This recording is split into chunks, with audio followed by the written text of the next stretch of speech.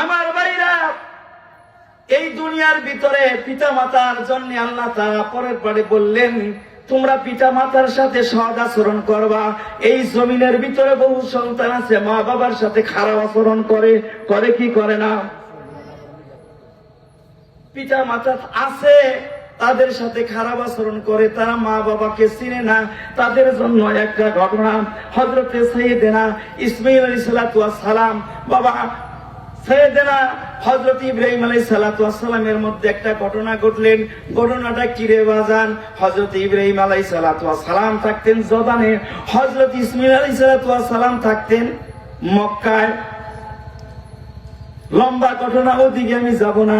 বিবাহর বয়স যখন হইল, বাবা ইসমাঈল আলাইহিস সালাতু ওয়াস সালাম তার বাবা হযরত ইব্রাহিম আলাইহিস সালাতু ওয়াস সালামের কাছে পত্র লিখলেন, আব্বা আপনি যদি অনুমতি দেন তাহলে আমি একটা বিবাহ করতে চাই।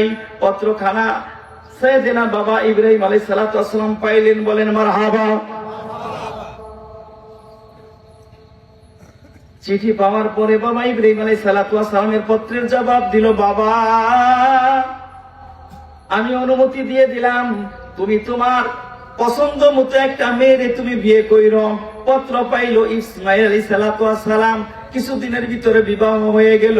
বিবাহ হওয়ার পরে আবার হযরত ইসমাঈল আলাইহিস সালাতু ওয়াস সালাম বাবার কাছে প্রশ্ন করলেন, পত্র লিখলেন, বলেন আব্বা আমি আপনার হুকুম নিয়ে বিবাহ করেছি, আপনি একটা সুন্দর সময় এসে আপনার বৌমাকে আপনি দেখে যাবেন। বলেন সুবহানাল্লাহ। এখানে একটা মেসেজ দিতে চাই। মেসেজটা কি? ইসমাঈল আলাইহিস সালাতু ওয়াস সালাম বিয়ে করলেন বাবার অনুমতি নিয়া না অনুমতি ছাড়া? জোরে বলেন, অনুমতি নিয়া না অনুমতি ছাড়া? আপনার কি আমার আলোচনা শুনতেছেন না অন্য খেলে আছেন? আমার বাজার বাবার অনুমতি নিয়ে বিবাহ করলো। আমাদের সমাজে অনেক ছেলেরা আছে, মেয়েরা আছে, বাবা মায়ের অনুমতি ছাড়াই আরেক ছেলের হাত ধরে বাইরে যায় কি যায় না?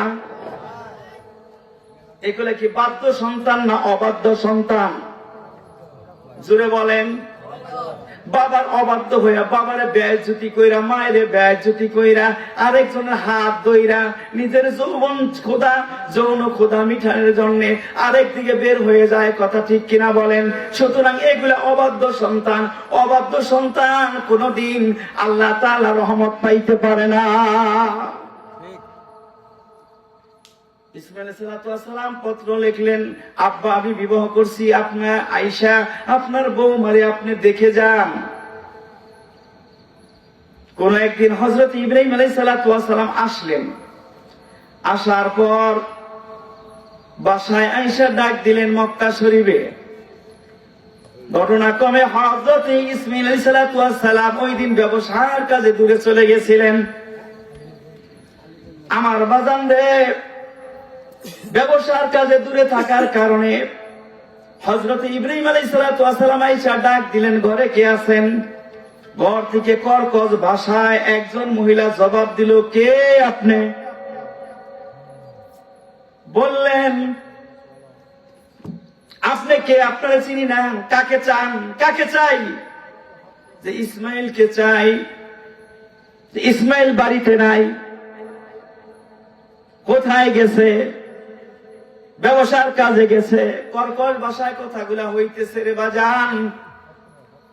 বলল, তোমাদের সংসার কেমন চলছে?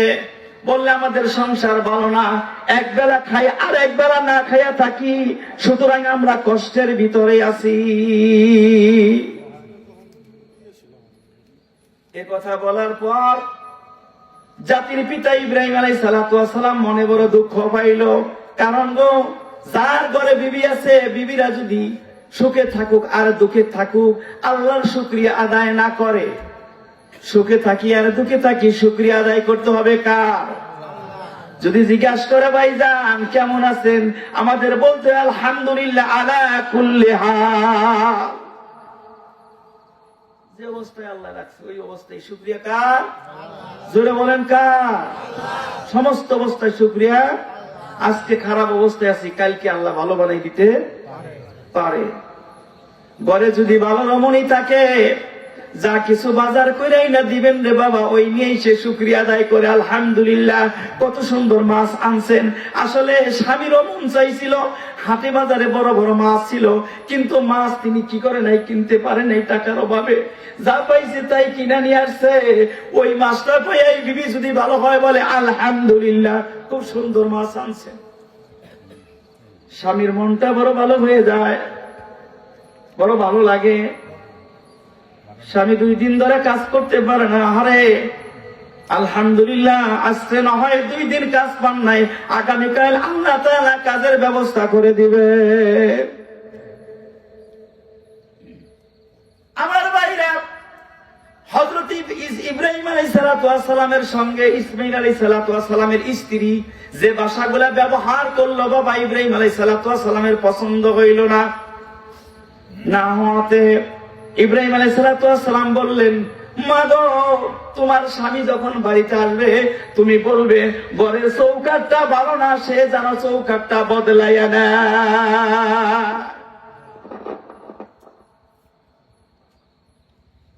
জোরে বলি লা ইলাহা,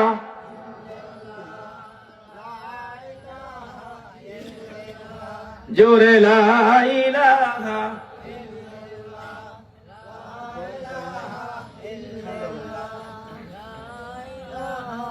ইল্লাল্লাহ, জোরে লা ইলাহা, লা ইলাহা, লা ইলাহা ইল্লাল্লাহু মুহাম্মাদুর রাসূলুল্লাহ। সবাই পড়ুন সাল্লাল্লাহু আলাইহি সাল্লাম।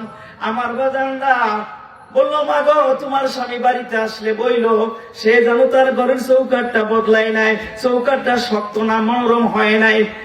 ইব্রাহিম আলাইহিস সালাম চলে গেলেন। কয়েকদিন পরে ইসমাঈল আলাইহিস সালাম বাড়িতে আসলেন। বাড়িতে পা দিয়ে আইসাই বললেন, বিবি গো, আমার মনে হয় আমার আব্বা বাড়িতে আসছিল, বাসায় আসছিল। বলল, স্বামী গো, আপনার আব্বা আসছিলেন কেমনে জানলেন? আপনি তোর এলাকায় ছিলেন না, আপনার আব্বা আসলেন কেমনে আপনি জানলেন?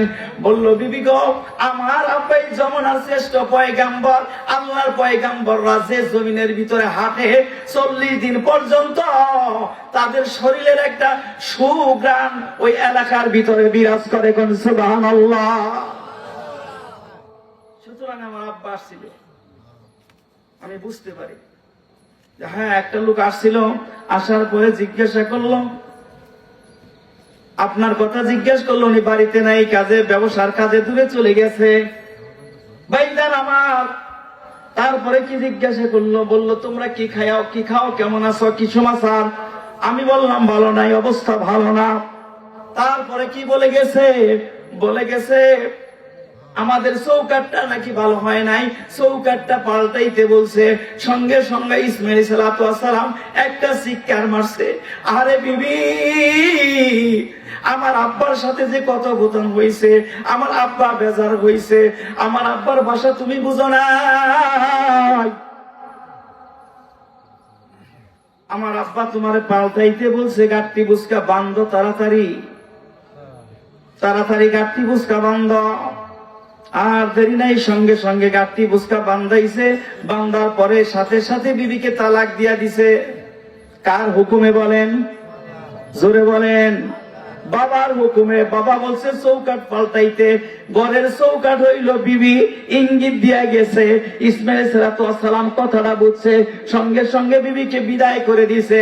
কিছুদিন পরে আবার আল্লাহর পয়গাম্বর ইসমাঈল সালাম পত্র লিখছে, আব্বা, আবার আমি আরেকটা বিবাহ করতে চাই, মেহেরবানি করে আমাকে অনুমতি দিলে আমি বিয়ে করতে চাই। বাবা পত্র পায়া খুশি হয়েছে, অবাধ্য সন্তান না। এইবার আব্বা বলছে, বাবারে এমন একটা মেয়ে বিবাহ করবা, গুণগুণবর্তী হয়, ধৈর্যশীলা হয়, প্রশংসাকারী হয়, সালাত আদায়কারী হয়, রোজা সিয়াম আদায়কারী হয়, আল্লাহর শুকরিয়া আদায়কারী হয়, এরকম গুণবর্তী একটা মেয়ে দেখা তুমি বিয়া কইরো বাবা। বাবার কথা মতো সন্তান আরেকটা বিবাহ করলেন।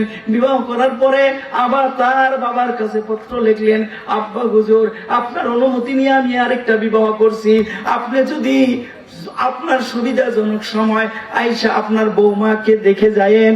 বলেন সুবহানাল্লাহ। বলেন এই জমানায় কে আছে বাবার কথায় স্ত্রীরে বাদ দেয় এমন সন্তান আসেনি? জোরে বলেন। দারিয়াপুর গ্রামে আসেনি? আকন্দপাড়া গ্রামে আসেনি? বরং সব বিবির কথায় বাবারে বাদ দেয়। বিবির কথাই কারে বাদ দেয়? বাবার ভাত দেয় না, কাপড় দেয় না। বাবায় ভাত খাইলে, মায় ভাত খাইলে ফুরে জায়গা, আর কেউ খাইলে ফুরায় না। জনম দুঃখী মা আর বাবা খাইলে নাকি ফুরে জায়গা। বাবা বড় কষ্ট করে চলে, মা বড় কষ্ট করে চলে। দিনে 2 বেলা খায়। সন্তান বাড়িতে বড় বড় মাছ হয় না, গুস্ত হয় না, আরেক ঘরে বৈশা খায়। অপর ঘরে বাবা ছোট্ট করে। বাবা আগে থাকতো বড় করে। বাবা যখন সন্তানদের বিবাহ কইরা বাড়িতে আনে, বাবা নিজে ত্যাগ স্বীকার কইরা বড় ঘরটা ছেলের জন্য ছাইরা দেয়। আমার ভাইরা, হযরত ইসমাঈল সালাম কি করলেন? পত্র দিলেন বাবারে, বাবা আমি আরেকটা বিবাহ করছি, আপনি আয়েশা দেখা যান। বাবা পত্র পাইয়া খুশি হইল। আরেকদিন উটের পৃষ্ঠে সমান হইয়া বাবা আয়েশা পড়ছে মক্কায়। হযরত ইসমাঈল সালামের ওই দিন কেউ ব্যবসার কাজে বাইরে চলে গেছেন। আমার বাজান হযরত ইব্রাহিম আলাইহিস সালাম আসলেন। আসার পরে তিনি দেখলেন, ডাক দিলেন, ঘরে কে আছেন? বলল সালাম দেওয়ার সঙ্গে সঙ্গে সালাম দিলেন। ঘরে বৌমা ছিল, তিনি সালাম দিলেন। জাতির পিতা ইব্রাহিম আলাইহিস সালাম সালামের উত্তর দিলেন। আমার বাজানরা উত্তর দেওয়ার পর হযরত ইব্রাহিম আলাইহিস সালাম জিজ্ঞাসা করলেন, মা গো ইসমাঈল কোথায় গেছে? বলল আমার স্বামী তিনি কাজের কারণে, তিনি ব্যবসার কারণে বাইরে আছেন, তিনি ঘরে নাই। তখন বললেন, মা গো তোমাদের কেমন সংসার চলছে? কিভাবে তোমরা খাইতেছ? তোমরা কেমন আছো? হযরত ইসমাঈল আলাইহিস সালামের বিবির সঙ্গে সঙ্গে তার জবান থেকে বের হয়েছে আলহামদুলিল্লাহ। বলেন না মারহাবা? জোরে বলেন মারহাবা। এরকম একটা বিবি সকলের ঘরের দরকার কিনা? আপনাদের ছেলের বউ হয়ে আসুক, তা কি আপনারা চান? চান কিনা? আমার বাজান হযরতে ইব্রাহিম আলাইহিস সালাম জিজ্ঞাসা করলো, তোমরা কেমন আছো? কি খাওয়া দাওয়া করো? বলল আলহামদুলিল্লাহ ভালো আছি। মক্কার ঘরের পাশেই জমজম কূপের পানি খাই, আল্লাহর ঘরে দেখে দেখে নামাজ সালাত আদায় করি। বলেন আলহামদুলিল্লাহ। এর চাইতে বড় নিয়ামত জমিন ও আসমানের নিচে, জমিনের উপরে আর নাই। জমজমের পানি খাই। বাইতুল্লাহ গেছেন কেউ নাকি ভাই? আছেন এখানে? আলহামদুলিল্লাহ। ভাই 7টা চক্কর দেওয়ার পরে বড় ক্লান্ত হয়ে যায় মানুষ। যখন যে জমজমের পানিগুলা খায়, সঙ্গে সঙ্গে ক্লান্তি দূর হয়ে যায়। আমার ভাইরা আলহামদুলিল্লাহ বলিয়া যখন এই কথাগুলা বলল, ইব্রাহিম আলাইহিস সালামের পছন্দ হইল। বলল, মা গো আমি তো থাকতে পারবো না, মেহেরবানি করে তোমার স্বামী আসলে বইল। এইবার ঘরের চৌকাঠটা বড় ভালো হয়েছে, বড় মনোরম হয়েছে। এই চৌকাঠটা জানি কোনদিন ইসমাঈল না বদলায়। এইবার বিবি ইসমাঈল আলাইহিস সালামের বিবি কয়, এতক্ষণ তো আপনি আমার পরিচয় নিলেন, এতক্ষণ তো আমাদের সম্বন্ধে খোঁজ খবর নিলেন, এই আপনার কোন পরিচয় তো আমি জানতে পারলাম না। মেহেরবানি করে আপনার পরিচয়টা আপনি না দিলে আপনারে ছাড়বো না। পরিচয়টা দিলেন। বললেন, মা গো আমি তোমার স্বামী ইসমাঈলের আব্বা, নাম আমার ইব্রাহিম। বলেন আলাইহিস সালাতু ওয়াস সালাম। শোনার পরে এতক্ষণ ঘরের ভিতরে ছিলেন, শ্বশুরের কাছে তোর পর্দা করতে হয় না, সঙ্গে সঙ্গে শ্বশুরের সামনে বের হয়ে আসছে। বলেন মারহাবা। বলে আব্বা আপনার সন্তানের মুখে আপনার অনেক প্রশংসা জীবনে আমি শুনেছি, আপনি জামানার শ্রেষ্ঠ পয়গাম্বর। আব্বা আপনি উটের পৃষ্ঠ থেকে নামুন, একটু সেবা আপনাকে করব। আপনি আমার ঘরে কিছু না খাইয়া, একটু সেবা যত্ন না করিয়া আমার ঘর থেকে আপনাকে আমি যাইতে দিব না। ও জামানার মায়েরা, আজকের এই মাহফিলে মায়েরা আসছে কি আসে নাই? হ্যাঁ? অসংখ্য। তাহলে মায়েদের জন্য একটি সুন্দর একটা ঘটনা আছে। মা গো, তোমার ছেলে হয় না, তুমি শ্বশুরের খেদমত করো, শ্বশুরকে তুমি আঙ্গুর ফল খাওয়াও, একটা বেদানা আনাইয়া তুমি খাওয়াও, শ্বশুরের সেবা যত্ন করো, শ্বশুরের দোয়া নাও। শ্বশুরের দোয়ার বরকতে আল্লাহ তোমার গর্ভে সুন্দর একটা সন্তান দান করবে। সুবহানাল্লাহ। বাজান আমার ইসমাইল আলাইহিস সালামের বিবি বলতেছে, আব্বা আপনি আমার বাসায় আসছেন, কিছু না খেয়ে যাইতে পারবেন না, আপনাকে একটু সেবা করব, আপনার আপনার একটু আপ্যায়ন করব, না হলে আমি আপনাদের যাইতে দিব না। ইব্রাহিম আলাইহিস সালাম ডাক দেখায়, মা গো, ও মা, আজকে আমার সময় নেই গো মা, মা গো আরেকদিন চলে আসবো, সময় নিয়ে আসবো গো মা, আজকে আমারে তুমি যাইতে দাও। বললো, আব্বা আমি যাইতে দিব না, আপনি মেহেরবানি করে যে একটা পাথর এনে দিলাম, এই পাথরের উপরে আপনার পাউডার রাখেন, আমি আপনার পাও দুইটা সুন্দর করে ধোয়াইয়া মুছাইয়া দিব। বলেন সুবহানাল্লাহ। বরকতের জন্য আপনার একটু সেবা আমি করব, একটু জমজমের পানি আপনি খাইয়া যান আমার হাতে। এত সুন্দর ব্যবহার, ছেলের ব্যবহার, ছেলের চাইতে ছেলের বউ যদি ভালো হয় তাহলে শ্বশুরের মনটা আরো বড় থাকে। বলে, আহারে আমার সন্তান কি আমারে ভালোবাসে, তার চাইতে বেশি আমার ছেলের বউ আমারে আদর করে। ইসমাইল আলাইহিস সালামের বিবি ইব্রাহিম আলাইহিস সালামকে খাওয়াইলেন, বিদায় দিলেন।